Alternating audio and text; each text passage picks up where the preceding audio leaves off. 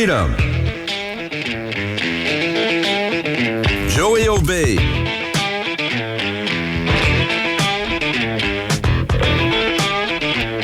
Joey, USA.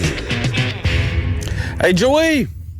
Yes, salut boys, salut Nick. C'est toi Belzébuth, c'est toi l'Antéchrist. C'est en fait toi le mâle alpha. Tu es le mâle alpha. En fait, si j'avais à choisir entre me retrouver dans le bois face à Joey Obey ou un ours, je prends l'ours, Joey. Je prends l'ours, Joey. Moi, je te l'ai dit hier. En réalité, là, t'es même pas gay, c'est juste que t'es ultra misogyne. C'est tout. Ah ouais, c'est carrément ça. Après avoir sorti du placard, vous comprenez pas, j'étais encore dans un autre placard, le placard de la misogynie. Ouais, c'est ça. Non, sérieusement, je pensais pas que ça allait débouler comme ça, cette histoire-là. Ça a commencé vendredi dernier avec une petite invitation de la journaliste de Radio-Canada pour faire un petit clip. Parler, c'est ça, de la montée du conservatisme chez les jeunes de plus en plus, tu sais. Puis je me dis, parfait, pas de problème. On se parle pendant une bonne quinzaine de minutes vendredi dernier. Puis c'est ça, donc... J'embarque avec la théorie de Tom Dumas là-dessus, que je pense qu'à l'origine, il devait faire de quoi de bien moins saucé, mais avec l'histoire de tout le monde en parle, puis le masculinisme, puis si, je pense qu'ils ont décidé de tout mélanger ça dans le même melting pot, puis décidé de tout mélanger ça ensemble, puis ça a fini comme ça a fini là. Puis en 15 minutes de contenu, ils m'ont pris à peu près 15-20 secondes. Mais ça, fallait s'y attendre. Oh, ouais, ça, c'est souvent le même, là. Mais, tu sais, je t'ai demandé hier, c'est quand que tu y as parlé? Parce que eux, là, leur reportage au départ, c'était en réaction à l'élection de Trump. Mais là, est arrivé l'histoire de mâle alpha en fin de semaine. Puis on fait comme, OK, on pivote un peu, là, puis on change ça. Rentre les mâles alpha là-dedans, dans le masculinisme conservateur, etc. Puis là, ils ont essayé de faire une espèce de bouillie avec ça, là.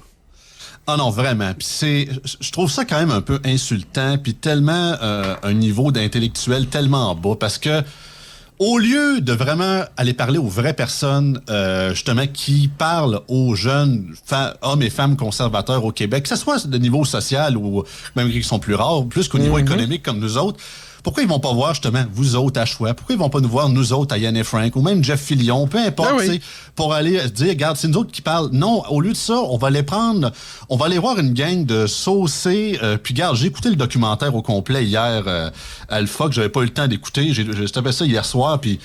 Ouais, c'est ça. Donc, c'est assez spécial, autant que je suis pas d'accord avec nécessairement tout, mais je me suis dit, OK, êtes-vous surpris de voir des groupuscules extrêmes dans toutes les sphères dans les sphères de la société, autant à gauche comme à droite, ça a toujours eu lieu. Mais là, de prendre ça puis de peinturer tous les gens qui se disent conservateurs au Québec, de dire que c'est tous des masculinistes ou des gens gros pipe B avec les grosses barbes, puis les femmes devraient revenir au foyer, c'est d'une malhonnêteté intellectuelle et d'une tentative de salissage incroyable. Puis je pense qu'ils le font même pas... ils font même pas consciemment. Je pense que c'est vraiment subconsciemment. Ils connaissent tellement pas nos politiques. Ils pensent tellement qu'on est un groupuscule. Ils essayent même pas de vouloir apprendre pour de vrai qu'est-ce qu'on pense, pourquoi on pense comme ça, qu'ils se disent, ben oui, c'est la faute d'Andrew Tate, c'est les masculinistes, donc pour ça que tout le monde vote pour Pierre Poilievre. Ben voyons donc, êtes-vous malade? C'est bien plus simple que ça. Mais garde, attendre des grands efforts de nos grands médias, on va attendre longtemps, j'ai l'impression. Écoute, il y a de ça, j'ai jamais réussi à y jouer, là, mais il y a de ça environ une semaine, c'était vendredi la semaine dernière, je me trompe pas. Il y avait une entrevue à Radio-Canada, puis il s'est promené beaucoup, là, il était là, tout le monde en parle d'ailleurs, là. Alain Saunier. Alain Saunier, c'est un prof d'université, il écrit des livres, puis c'est surtout l'ancien directeur de l'information à Radio-Canada. Oui. C'est lui qui était à la charge de tout ce qui était information à Radio-Canada. Et le gars parle de l'élection de Trump, puis mélange, puis il parle d'Elon Musk. Puis Elon Musk se met du côté de politiciens autoritaires un peu partout dans tous les pays. Puis là, il rentre Javier Milei là-dedans. Puis il commence à dire que autoritarisme égale libertarisme. C'est parce que tu peux pas dire autoritaire, ce qui prend un gros État, et libertarisme, ils veulent le plus petit État possible, eux autres, là, puis ça, c'est dangereux. Ah non, puis ça, c'est un des plus gros problèmes. Moi, je pense que je m'en rappelle de ce reportage-là. J'avais fait un bulletin de nouvelles pour les Patreons de Yann et Frank là-dessus. C'est que dans la même phrase, sur un slash de 30 secondes, il l'appelait le président ultra-conservateur. 15 secondes plus tard, c'est le président libertarien. Non. Tu peux pas être ultra-conservateur ou ultra-libertarien. C'est un ou l'autre. Mais c'est ça le problème. Vous regardez dans tous les panels, les mordus ou peu importe, malgré que je comprends qu'il y en a qui essaient de faire le job sur le sens du monde, comme Jacinthe Evarel, qui malheureusement maudit que ça frustre tellement de monde, des conservateurs. Il y en a juste 4 à Ratcan, mais maudite merde que c'est compliqué. Mais sérieusement, on n'arrête pas d'entendre ces gens-là dire « Ah, mais là, ces gens-là, des gens libertariens. » Là, tout le monde dit « Ah ouais, libertariens. » Je vous dis, les boys, je mettrais 100 piastres à la table. Je prendrais Gérald Filion, le gars de la CSN, puis les 2-3 autres, je les prendrais individuellement, puis je lui demanderais « C'est quoi votre définition sur papier politique de quelqu'un de libertarien? » Je vous jure, on aurait 4 définitions différentes. Ils utilisent tous des termes que tout le monde pense tout autour de la table qui veut dire la même chose, mais ils en ont aucune idée. Dans leur tête, libertarien et conservateur, c'est la même affaire. C'est juste des étiquettes de méchant, super méchant et ultra super méchant. C'est rien que de ça. Voyons, comment tu peux être un gars qui va augmenter la taille de l'État et être un libertarien en même temps? Explique-moi ça sérieusement. J'en viens pas. On n'arrête pas de parler dans les médias de hashtag les experts en ci, experts en ça. Je peux pas croire qu'il y a aucun expert en sciences politiques qui fait les définitions des sciences politiques à chaque année au Canada, des universités qui saignent pas des oreilles à entendre ce qu'ils voient dans les grands médias, à quel point ils scrapent les définitions d'aujourd'hui. Ça n'a pas de bon sens. Parle-moi de Génération Ambition. C'est quoi ça?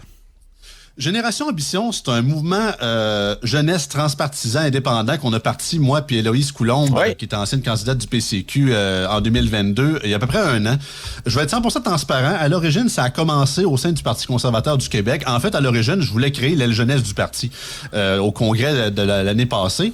Mais il y avait beaucoup de gens, justement des jeunes conservateurs, que je posais la question si ça le tentait, puis ils disaient « Ouais, Joey, on voudrait, mais... » On voit les ailes jeunesse, on voit de tous les autres partis politiques au Québec, puis je trouve que c'est tellement infantilisant. Ils sont tellement pris trop souvent comme une banque de bénévoles, de candidats poteaux, puis qu'on fait semblant de les écouter une fois ou 2 ans, mais le reste du temps, on s'en criffe un peu d'eux autres. Puis ils disent, OK, qu'est-ce qu'on pourrait faire à la place? Puis je me suis dit, tant qu'à créer un mouvement de jeunes conservateurs, pourquoi on serait pas transpartisan pour aller des gens à tous les partis le plus possible? Parce que c'était principalement pour donner une voix. Ouais, t'as raison. Vous le savez, puis tu sais, Dom, tu sors des extraits toutes les semaines depuis des années, tu nous le prouves à chaque semaine, que tu sais, quand on parle, mettons, des enjeux des jeunes, par exemple à Ratcan, ou même dans l'Empire québécois, souvent, on met le micro en dessous du nez souvent des jeunes de la grande région de Montréal, très à gauche, éco-anxieux. De certaines écoles en particulier, des écoles d'art. C'est beaucoup ça. Oui, très beau. L'UQAM est souvent... Non, je parle d'école secondaire. J'oublie c'est quoi le nom, là, mais il y a une école secondaire à Montréal qui est pas sur le plateau, mais assez centre-ville, puis qui est très spécialisée dans les arts. Puis ils vont toujours chercher les étudiants de ce gang-là parce que c'est les plus green, puis c'est les plus à gauche. Ah non, absolument. Puis autant que ces gens-là, il y a des jeunes qui sont comme ça. Mon but, c'est pas de dire qu'ils n'existent pas. Par contre, dire que 100% des jeunes pensent ça, qui sont tous en mode la planète va exploser dans 3 ans, c'est aucunement ça. Puis je voulais vraiment, avec ce mouvement-là, redonner la parole. Je suis un gars qui vient je suis un gars de région, je viens de la région de Montmagny, puis tous les jeunes de ma génération que je connaisse, on était dans une polyvalente de au-dessus de 1200 élèves, puis il y en a très peu qui étaient comme ça, là. Autant des gars comme des filles. Fait que je voulais vraiment redonner une voix, puis au moins recalibrer le discours médiatique. Puis regarde, ça a l'air de fonctionner. C'est ça, sans vouloir faire de la plug, c'est ça, Richard Martineau m'a invité il y a quelques jours, j'étais super content. Ce soir, je passe à LCN avec Emmanuel Latraverse autour de 19h30 pour ceux qui s'intéressent. Fait que, tranquillement, on fait du chemin là-dessus. Notre site web est en ligne, mouvement-génération-ambition.com. Vous pouvez prendre votre carte de membre. On est environ une 30aine pour l'instant. On commence tranquillement, mais petit pas, on fait du chemin. Puis le but, c'est vraiment de politiser davantage les jeunes. Puis ce qui est fascinant, les gars, puis je vais finir là-dessus. Ben en fait, non, je veux pas que tu finisses là-dessus. J'ai d'autres questions, Joey. OK. Ben, juste rapidement, c'est qu'en fait, il y a beaucoup de ceux qui nous ont rejoints, qui nous ont dit, en 2018, j'avais voté Québec solidaire, puis en 2022, j'ai voté PCQ. Je dis, ah ouais, comment ça? Il dit, parce que moi, en fait, je faisais ma vie, puis je n'étais pas nécessairement politisé, puis quand je suis arrivé au cégep, on me dit que j'étais de gauche, puis que la gauche, c'était Québec solidaire. Mais j'avais pas plus creusé tant que ça, mais finalement, en creusant, je dis, ouais, finalement, mes valeurs, c'est pas mal plus à droite qu'on pense. Hein? Fait, je pense qu'il y a beaucoup plus de conservateurs, entre guillemets, dans le placard encore aujourd'hui. Vous faites quoi? Vous faites quoi pour rencontrer les jeunes, hein? Vous les rencontrez où? Majoritairement sur les réseaux sociaux pour l'instant. On a fait notre premier événement de financement dans le parc en Grignon à Montréal il y a une couple de semaines, mais on est vraiment sur toutes les plateformes possibles. TikTok, Instagram, Discord, Twitter, bien évidemment. Les jeunes péquistes, les jeunes libéraux, les jeunes caquistes qui sont dans les cégeps, êtes-vous là, vous autres? C'est un de nos objectifs. On n'est pas encore assez nombreux, puis on essaie de ramasser davantage de financement pour vraiment avoir une présence sur les campus, cégep et université, mais c'est dans nos plans. On essaie vraiment de donner une présence. Puis tu sais, c'était également un peu, pas que j'ai peur du mot conservateur ou conservatisme, mais c'était un peu... pas automatique, mais c'était prévu, en fait, qu'il n'y ait pas le mot conservateur dans le nom de notre mouvement, que ça s'appelle Génération Ambition, pour qu'on soit un peu plus, disons, facile d'approche, parce qu'au Québec, faut pas se le cacher, conservateur, c'est quasiment 2 prix sur 3 au baseball en partant. T'es quasiment vu comme un néo-nazi. Fait je pense avec un nom plus général, je pense que on est davantage d'approche. Pas qu'on cache rien, on est ouvert dans nos idées et dans nos pensées, mais c'est ça, c'était vraiment de vouloir rejoindre ces gens-là. Fait que c'est dans nos plans dans l'avenir. C'est bon. Hey, je te remercie, Joey. Est-ce que toi et Héloïse ou Héloïse et toi avez toujours l'intention de faire de la politique active d'ici, mettons, dans un an, il va falloir qu'on lève la main là, si tu veux te représenter? Vraiment, je me suis jamais présenté. J'avais été beaucoup milité pour le PCQ. J'ai encore ma carte de membre ailleurs. Je le cache pas. J'ai jamais fermé la porte. Autant que j'adore ma job à temps plein avec Yann puis Frank dans le podcast, je fais ça en longueur de journée puis j'adore ça. Mais autant que c'est ça, j'adore ça. Mais je laisse la porte ouverte là-dessus. Éric Duhem est au courant de mes intentions aussi. Pour ce qui est d'Héloïse, je sais qu'elle étudie en droit à l'Université Laval. Je sais pas si elle va attendre la fin de ses études avant de vouloir se lancer, mais c'est vraiment une fille super brillante. Puis elle casse vraiment l'image d'une femme conservatrice, sérieusement, du moins au niveau du look. Là, je dirais que cette fille-là aurait pu être dans un groupe de gauche, mais vraiment super fine et brillante et bright. Fait que, regarde, je dirais, on verra, mais je laisse la porte ouverte là-dessus, puis ça m'a toujours intéressé, puis soit dans la région de Québec ou dans mon comté natal de Côte-du-Sud, dans mon coin, malgré que notre ancien candidat Frédéric Poulain a fait une super belle job, puis s'il veut se représenter, je lui laisse la place, je pense qu'il y aurait beaucoup plus de chance là-dessus, mais on dit jamais jamais. Je t'en pose une petite dernière. Quand tu parles, j'ai pas vu l'entrevue avec Richard Martineau, quand tu parles à Martineau ou quand tu parlais avec Mme Drolet la semaine dernière, ils comprennent-tu quand tu parles? Dans ça, je veux dire, eux autres, ils ont tellement pas de notion de c'est quoi la droite. Est-ce qu'ils comprennent quand on leur explique? Avec Mme Drolet, to be fair, elle m'a vraiment bien traité. J'ai pas senti d'animosité ou de Non, je parle pas d'animosité, je parle. Est-ce qu'ils comprennent?